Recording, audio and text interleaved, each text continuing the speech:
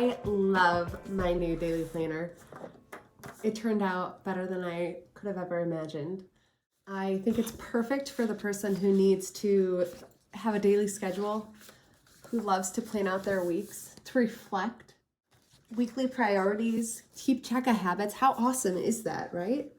Lots of space to write notes, little motivational quotes throughout. The person who loves to plan by the hour and reflect. It has space to write your daily reflections, to think about gratitude, to talk about what was great in the day, what you could improve. I think it's someone who really wants to start living a more intentional life. Undated, which is great. So you can use it at any point throughout 2023. Again, lots of space to write notes. It would be great for a person who is a go-getter. Plan your projects out. Write out your notes. Plan the budget. Put in deadlines.